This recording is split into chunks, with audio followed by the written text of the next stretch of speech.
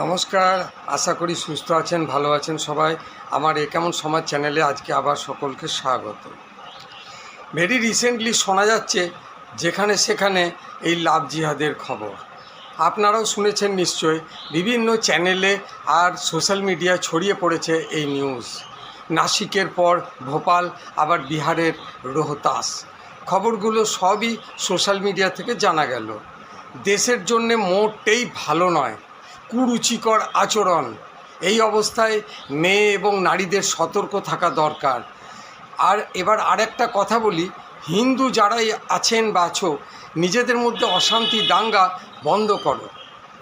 সেটা পার্টিগত ব্যাপারে হোক আর যে কারণেই হোক। তার মানে এটা বলতে চাইছি না বা এটাই নয় যে বাকি যারা আছে তারা দাঙ্গা করতে পারে, তা নয়।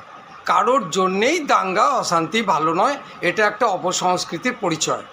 আর সব ধরনের নেশা থেকে নিজেকে বিরত রাখতে হবে। মেয়েদের প্রতি, নারীদের প্রতি কুনজর আর অশালীন মন্তব্য বন্ধ করতে হবে। শারীরিক হেনস্থা যাতে না করা যায় সেই রকম চিন্তাভাবনা থাকতে হবে। করা যাবে না, বন্ধ করতে হবে। এক সুস্থ সমাজের জন্য নিজেকে সেভাবে তৈরি করতে হবে। খালি হিন্দু জাগো বললেই হয় না, ওটা ওই খবর হয়েই থেকে যায়। আমরা এতদিন ধরে দেখে আসছি বিভিন্ন চ্যানেলে, পেপারে, সব জায়গায় হিন্দু জাগো। তাই বললে কি হয়? কিছু করতে হয়। তার জন্যে নিজেকে তৈরি করতে হবে, ভাবতে হবে, আর পজিটিভ চিন্তাভাবনা থাকতে হবে যে কিভাবে আমরা এটাকে করতে পারবো বা রুখতে পারবো। হ্যাঁ, সবটাই সরকারের ওপর ছেড়ে দিলে চলবে না। নিজেদের হাতে যেটা আছে বা নিজেরা করা যায় সেগুলোকে করতে হবে।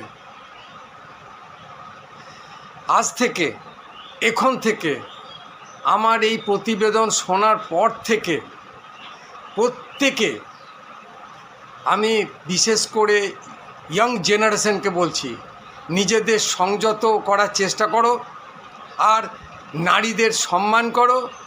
এটাই প্রায়োরিটি দাও। আজকের দিনে আমাদের ভারতবর্ষের সব থেকে বড় ইস্যু হয়ে দাঁড়িয়েছে এই নারী সুরক্ষার ব্যাপার, যেটা আমরা দেখতে পাচ্ছি সবাই।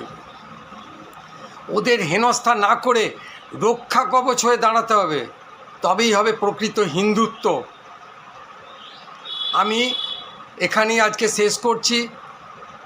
এই প্রতিবেদন শোনার পর এটা নয় যে এটা খবর